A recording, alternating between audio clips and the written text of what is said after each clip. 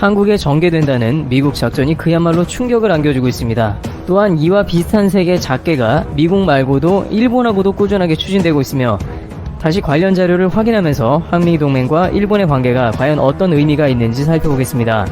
최근 한국을 둘러싼 기밀들은 놀랍게도 트럼프 측근 인사들로 인해서 줄줄이 폭로가 되고 있는 상황입니다.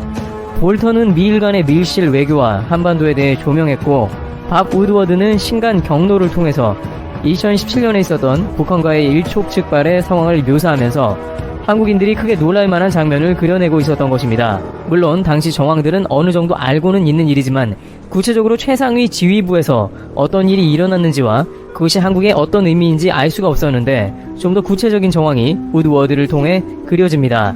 물론 이에 대해서 사실 여부는 확인이 안 됩니다.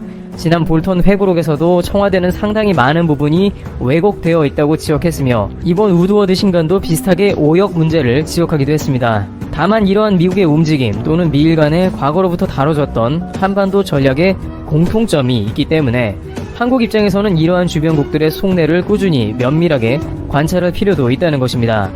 첫 번째, 미국 한반도 핵무기 80개 투하 전략.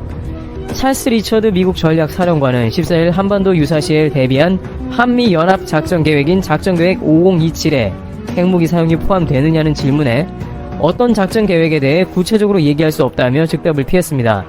바로 이 5027 작전계획이 우드워드 신간에 나온 것입니다.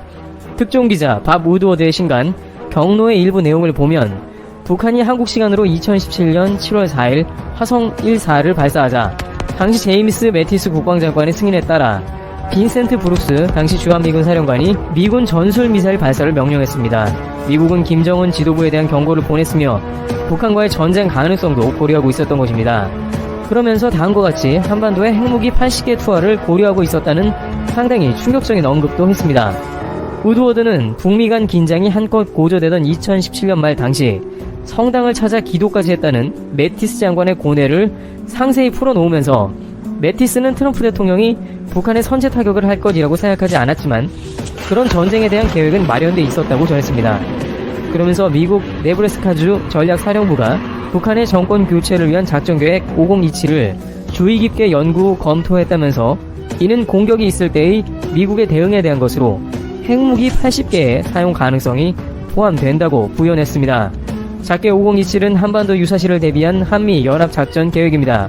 2017년 당시에 작전계획 5027은 해킹으로 유출되어서 사실상 폐기된 바 있습니다만 당시에 이것에 핵무기 사용이 포함됐는지는 알 수 없었지만 우드워드는 한반도에 80개 핵무기 동시 투하를 언급한 것이죠.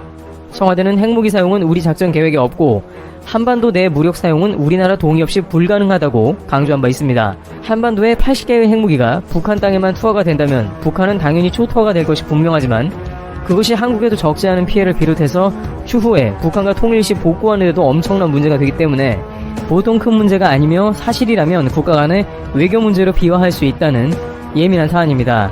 그래서인지 우드워드의 저서는 청와대에서 외국 언론의 저작물을 청와대가 언급하는 것은 적절치 않다고 했습니다. 여기서 제기되는 문제점은 미국이 급박한 상황에서 한국의 동의 없이 핵무기 투하도 고려했냐는 점입니다.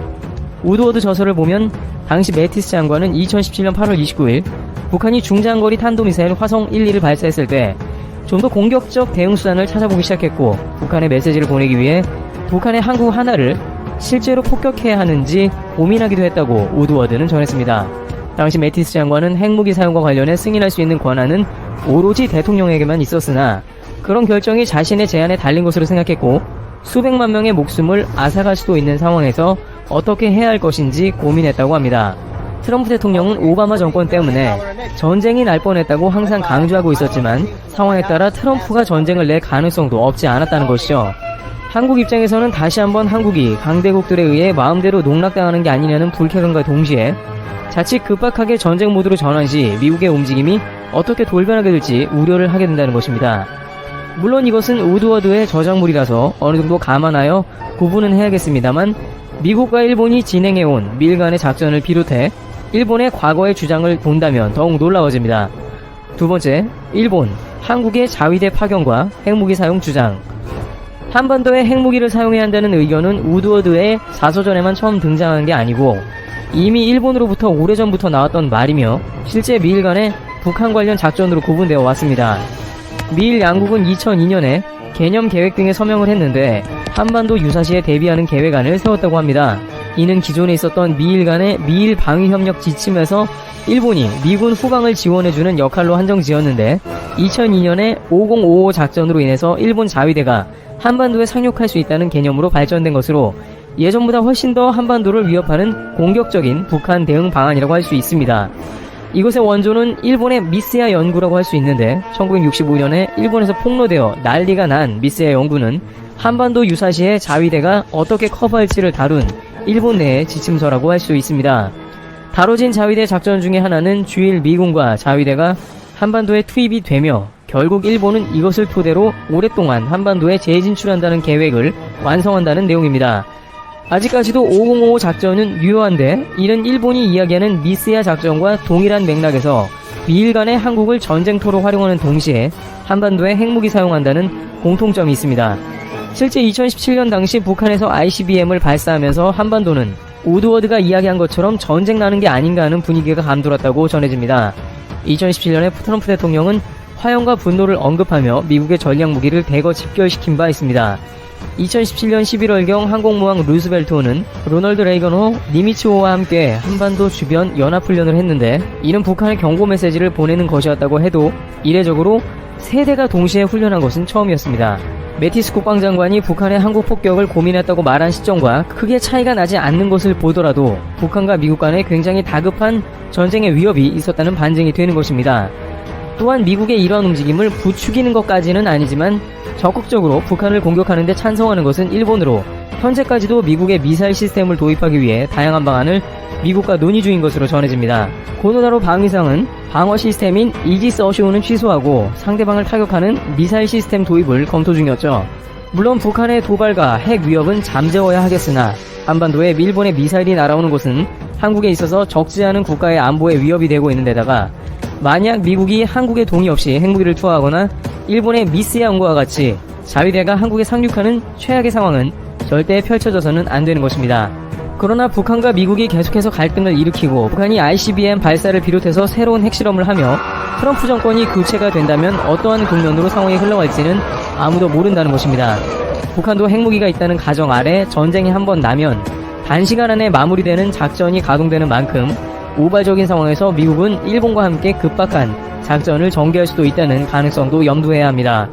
한국 당국은 미국은 한국의 허가 없이 절대로 핵무기를 사용할 수 없다고 단언하고 있습니다만 일본에서 오래전부터 미국에 제안해온 5055 전략과 우드워드의 신간을 참고하면서 한국도 결국에는 자주국방에 힘쓰고 애초에 핵 억지력을 스스로 가져 타국에서 한반도에서 전쟁을 한다는 생각 자체를 사전에 막는 방향으로 가야 한다는 주장이 다방면에서 힘을 얻고 있습니다.